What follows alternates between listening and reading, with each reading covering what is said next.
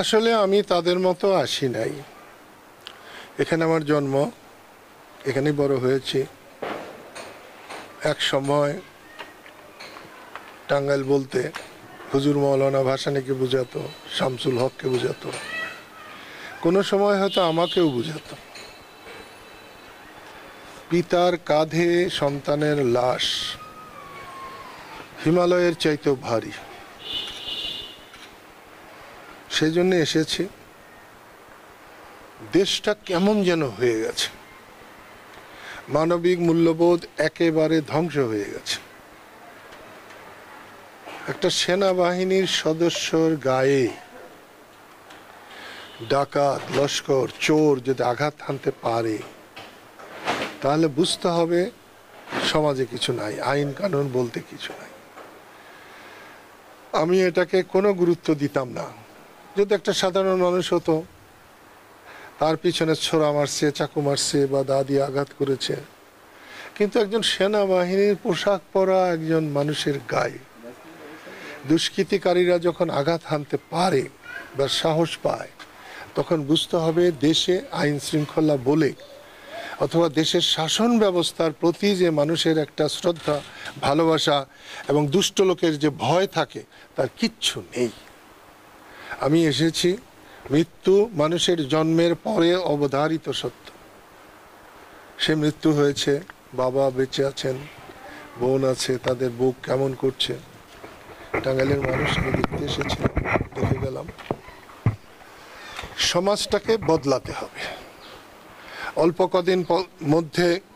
কদিনের মধ্যে একটি বিরাট পরিবর্তন হয়েছে। এটাকে বিপ্লব বলা চলে, এটাকে মহাবিপ্লব বলা চলে।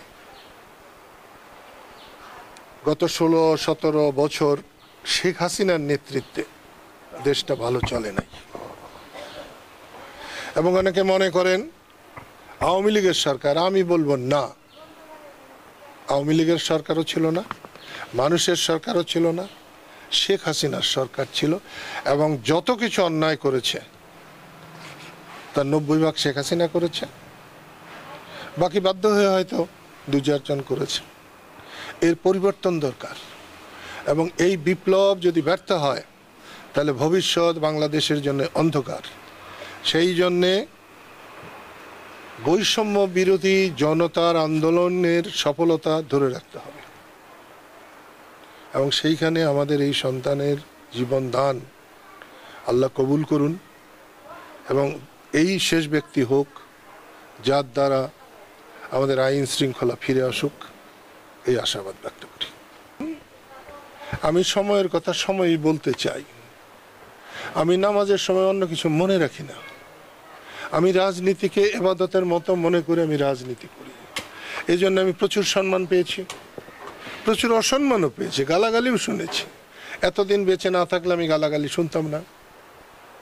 আমি যদি 71-এ যুদ্ধ না করতে পারতাম, যারা গালাগালি করেন তাদের অধিকাংশদের জন্ম হয়তো পাকিস্তানের জারজ হিসাবে হতে পারত। আমি আজকে একজন কাতর বাবা মা, ভাই বোন, ভাই তো আপন ভাই তো নাই, তাদের পাশে শুধু আল্লাহর কাছে দোয়া করবার জন্য এসেছিলাম। অন্য কোনো দিন আপনারা আমাকে ধরবেন, তত্ত্বাবধায়ক সরকার কতদিন থাকবে, কতদিন থাকার দরকার, মানুষের চাহিদা কি, আমি অকপটে বলবো। আমি কোনো কথা দ্বিধা করে বলবার চেষ্টা করি না। ধন্যবাদ।